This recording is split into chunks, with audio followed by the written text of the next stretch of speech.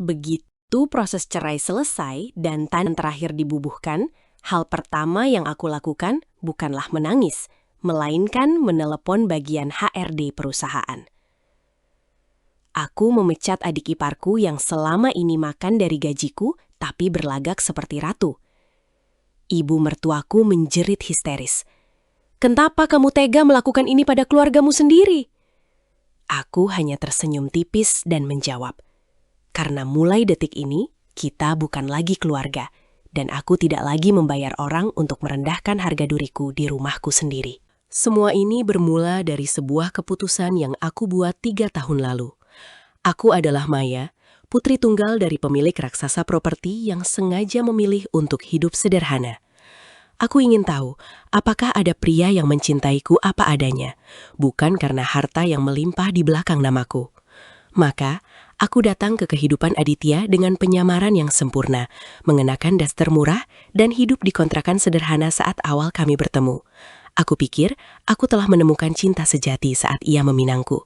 Namun, ternyata aku salah besar. Setelah menikah, kami tinggal bersama Ibu Saraswati, ibu mertuaku, dan Rani, adik iparku.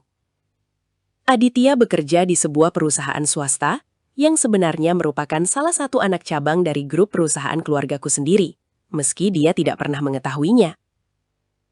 Ibu Saraswati selalu memandangku rendah karena daster-daster yang aku pakai dan ketidakinginanku untuk memamerkan kemewahan. Baginya, aku hanyalah gadis desa beruntung yang berhasil menjerat putranya yang tampan dan mapan. Setiap hari, telingaku panas mendengar sindiran tentang status sosialku. Rani, sang adik ipar, jauh lebih parah. Ia bekerja sebagai staf administrasi di kantor cabang tempat Aditya bekerja. Berkat pengaruhku yang tersembunyi, posisinya di kantor selalu aman, namun ia justru merasa itu karena kehebatannya sendiri. Di rumah, ia tidak pernah menyentuh pekerjaan rumah sedikit pun. Ia selalu memanggilku seperti pembantu, menyuruhku mencuci pakaiannya hingga menyetrika gaun-gaun mahalnya. "Mbak Maya kan coba pengangguran, jadi wajar dong kalau bantuin aku yang kerja banting tulang," katanya sambil terus menatap ponselnya dengan sombong. Suamiku, Aditya, tidak pernah sekalipun membelaku. Baginya, kenyamanan ibunya dan adiknya adalah prioritas utama. Setiap kali aku mengadu tentang sikap mereka yang keterlaluan, Aditya hanya akan mendengus kesal. "Maya, jangan terlalu sensitif. Ibuku itu orang tua, dan Rani itu masih muda. Kamu sebagai menantu dan kakak ipar harusnya bisa lebih mengalah. Lagi pula, uang yang aku berikan padamu itu cukup banyak kan? Jadi jangan banyak mengeluh," ucapnya dengan nada dingin yang menusuk hati. Padahal, uang yang dia sebut banyak itu bahkan tidak cukup untuk menutupi kebutuhan dapur, karena Ibu Saraswati selalu meminta makanan mewah setiap hari. Tanpa mereka ketahui, akulah yang selama ini menambal kekurangan uang belanja menggunakan tabungan pribadiku. Aku tetap bertahan, berharap suatu saat mereka akan melihat ketulusanku.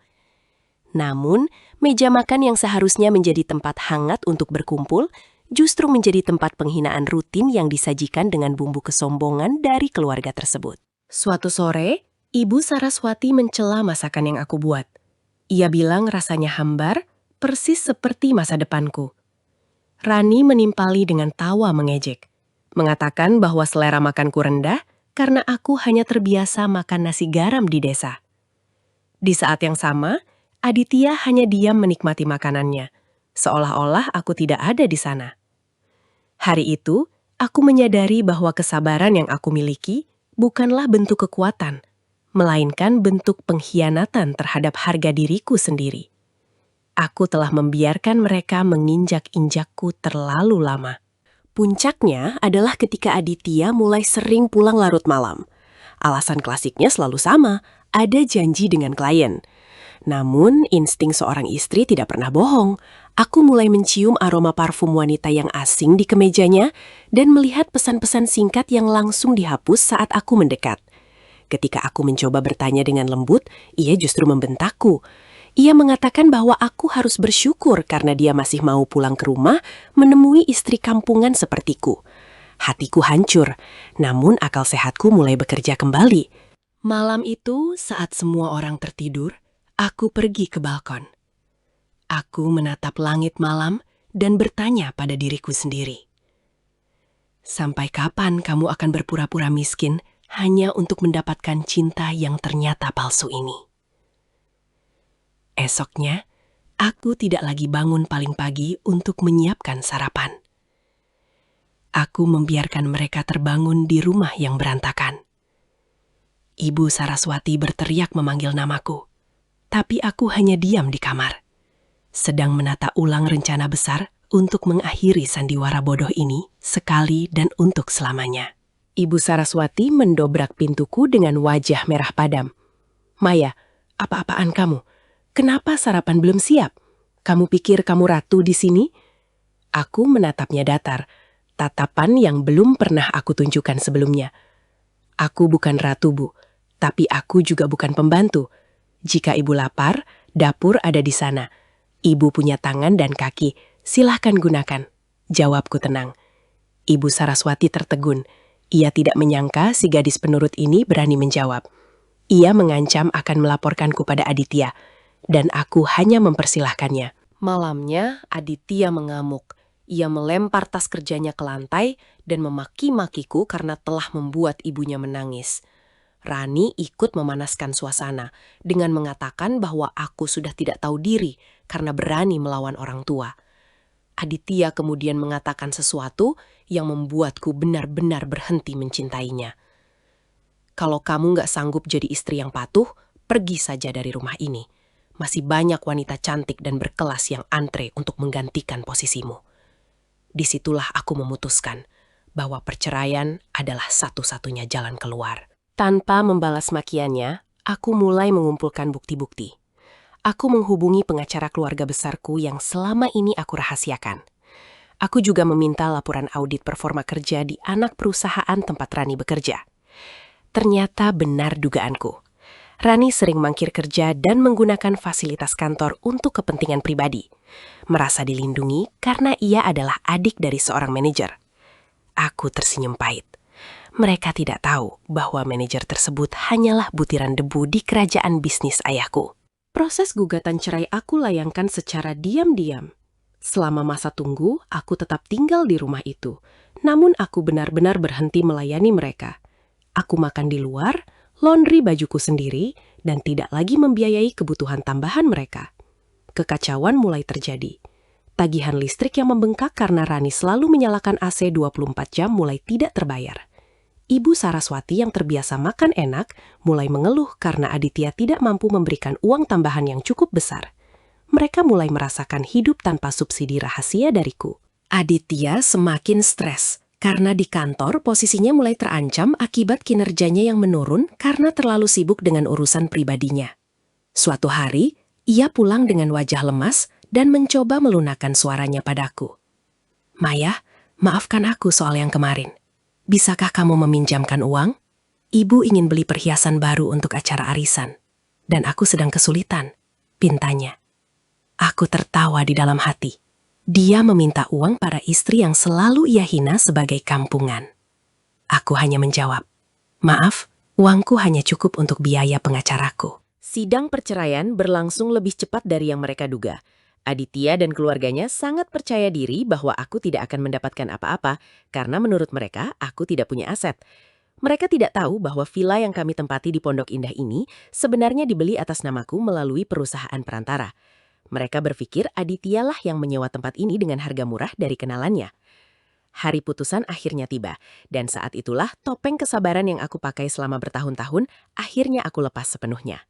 Di depan hakim, Aditya tampak begitu sombong, merasa akan menang dengan memberikan nafkah idah seminimal mungkin. Pengacaraku kemudian membacakan fakta-fakta yang mengejutkan. Tidak ada tuntutan harta gonogini dariku, karena aku tidak butuh uangnya. Aku hanya ingin kebebasan.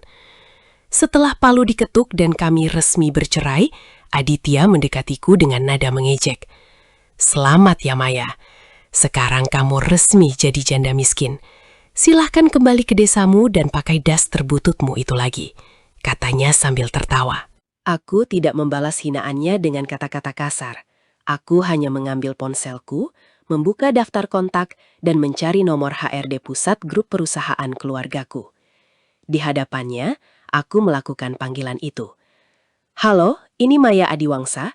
Tolong segera proses pemecatan tidak hormat untuk staf bernama Rani di kantor cabang properti wilayah selatan. Alasannya, pelanggaran kode etik dan penyalahgunaan fasilitas. Ya, lakukan sekarang juga. Ucapku dengan nada berwibawa. Wajah Aditya seketika berubah pucat mendengar namaku disebut dengan marga Adiwangsa. Belum sempat Aditya bertanya, ponselnya berdering. Itu dari Rani. Dari seberang telepon terdengar suara Rani yang menjerit histeris. Ia baru saja mendapatkan email pemberhentian dan diminta segera meninggalkan kantor tanpa pesangon. Rani menangis meraung-raung karena merasa dipermalukan di depan teman-teman kantornya. Aditya menatapku dengan mata melotot. Apa yang kamu lakukan, Maya? Kenapa kamu bisa melakukan itu? Adiwangsa, jangan bilang kalau kamu adalah... Kalimatnya terhenti. Ia tampak seperti baru saja melihat hantu. Aku hanya tersenyum tipis. Ya, Aditya. Selama ini kalian menghina pemilik perusahaan tempat kalian mencari makan. Rani sudah terlalu lama menjadi benalu, dan aku tidak punya kewajiban lagi untuk menjaganya. Aku lalu berjalan menuju parkiran pengadilan, di mana sebuah mobil mewah hitam sudah menungguku dengan sopir yang membukakan pintu. Aditya mencoba mengejarku, tapi langkahnya terhenti saat Ibu Saraswati muncul dengan wajah panik, mengabarkan bahwa barang-barang mereka di villa sudah dikemasi secara paksa oleh petugas keamanan. Kami tiba di villa secara bersamaan. Di depan gerbang, Ibu Saraswati sedang menjerit-jerit pada dua pria berpakaian safari yang menjaga pintu. Apa-apaan ini? Ini rumah anakku. Berani-beraninya kalian menyentuh barang-barangku. Saat ia melihatku turun dari mobil mewah, ia terdiam. Aku menunjukkan sertifikat kepemilikan villa itu padanya. Ibu, rumah ini milikku. Aditya tidak pernah menyewanya. Dialah yang menumpang di sini atas kemurahanku.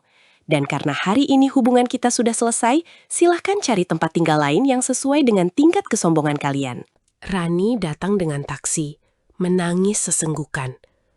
Ia langsung berlutut di depanku, memohon agar aku tidak memecatnya. Mbak Maya, maafkan aku hilaf. Aku butuh pekerjaan itu untuk membayar cicilan mobilku. Aku menatapnya dengan tatapan kosong. Dulu kamu bilang aku hanya pengangguran kampungan, Rani. Sekarang, pengangguran kampungan ini adalah bosmu, yang baru saja mengantikan aliran dana untuk gaya hidup palsumu. Silahkan pergi, cicilan mobilmu bukan urusanku lagi. Aditya berdiri terpaku, menyadari betapa bodohnya dia selama ini. Ia telah membuang permata demi mengejar batu kerikil. Ia mencoba memegang tanganku, memohon kesempatan kedua. Maya, tolong dengarkan aku. Aku melakukannya karena aku merasa minder dengan kesuksesanmu jika aku tahu dari awal. Aku masih mencintaimu. Aku menepis tangannya dengan kasar. Kamu tidak mencintaiku, Aditya. Kamu hanya mencintai kenyamanan yang aku berikan tanpa kamu sadari. Jika kamu benar-benar mencintaiku, kamu tidak akan membiarkan ibumu dan adikmu merendahkanku. Ibu Saraswati mencoba membujukku dengan nada yang tiba-tiba manis. Maya sayang, maafkan ibu ya. Ibu kan cuma bercanda selama ini. Mari kita bicara baik-baik di dalam. Ibu akan masakan makanan kesukaanmu. Aku hanya tersenyum dingin. Terima kasih, Bu, tapi selera makan saya sudah naik kembali sejak hari ini. Dan maaf, mulai detik ini kita bukan lagi keluarga. Saya tidak lagi membayar orang untuk merendahkan harga diri saya di rumah saya sendiri. Silahkan angkut koper-koper itu atau petugas keamanan ini yang akan membuangnya ke tempat sampah. Satu persatu koper mereka dikeluarkan ke pinggir jalan. Tetangga-tetangga mulai berbisik dan melihat drama yang terjadi. Aditya, sang manajer hebat, kini harus berdiri di pinggir jalan bersama tumpukan koper dan ibunya yang masih terus mengomel. Rani hanya bisa duduk lemas di atas salah satu koper besarnya. Mereka kini harus menghadapi realitas bahwa gaji Aditya yang sebenarnya tidak akan cukup untuk membiayai gaya hidup mewah yang selama ini mereka nikmati dari kemurahan hatiku. Aku masuk ke dalam vilaku yang kini terasa jauh lebih luas dan bersih tanpa kehadiran mereka. Aku merasa beban berat yang selama ini menghimpit bahuku telah terangkat. Penyamaranku mungkin telah berakhir dengan pahit, namun setidaknya aku tahu siapa saja orang yang tulus dan siapa yang hanya menjadi benalu. hukum tabur tuai itu nyata.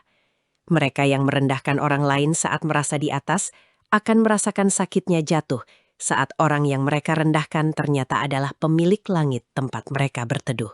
Aditya kehilangan pekerjaannya beberapa bulan kemudian karena skandal perselingkuhannya yang akhirnya terbongkar secara resmi di kantor. Rani kesulitan mencari pekerjaan baru karena catatan buruk di portofolionya. Ibu Saraswati harus menjual semua perhiasan emasnya hanya untuk menyewa sebuah apartemen kecil di pinggiran kota. Mereka yang dulu begitu angkuh, kini harus belajar kembali arti dari kerja keras dan rasa syukur. Sementara aku kembali ke jalanku yang seharusnya, memimpin perusahaan dengan integritas dan tanpa kepura-puraan lagi. Kisah ini aku bagikan bukan untuk menyombongkan harta, tapi untuk mengingatkan bahwa harga diri tidak bisa dibeli dengan uang, dan ketulusan tidak seharusnya disalahgunakan. Jangan pernah meremehkan seseorang hanya dari apa yang mereka kenakan atau bagaimana mereka terlihat secara fisik. Karena di balik kesederhanaan seseorang, mungkin tersimpan kekuatan besar yang bisa meruntuhkan istana kesombonganmu dalam sekejap mata. Maya yang dulu memakai daster, kini telah bangkit sebagai wanita yang memegang kendali atas hidupnya sendiri. Menurut kalian, apakah langkah Maya memecat adik iparnya segera setelah cerai adalah tindakan yang kejam, atau justru sebuah pelajaran yang memang pantas mereka terima? Apakah kalian setuju bahwa pintu bantuan akan tertutup saat rasa hormat sudah hilang? Tulis pendapat kalian di kolom komentar. Aku sangat ingin tahu bagaimana sudut pandang kalian mengenai batas kesabaran dalam menghadapi keluarga yang tidak tahu berterima kasih seperti keluarga Aditya. Klik suka jika kalian merasa Maya telah melakukan hal yang benar. Dan jangan lupa ikuti lembar hidup untuk terus melihat bagaimana kebenaran selalu menemukan jalannya sendiri. Jangan biarkan dirimu diinjak-injak saat kaulah yang sebenarnya menahan atap rumahmu. Bagikan video ini kepada teman atau keluarga yang mungkin sedang berjuang dalam situasi serupa, agar mereka tahu bahwa mereka tidak sendirian dan punya hak untuk berdiri tegak.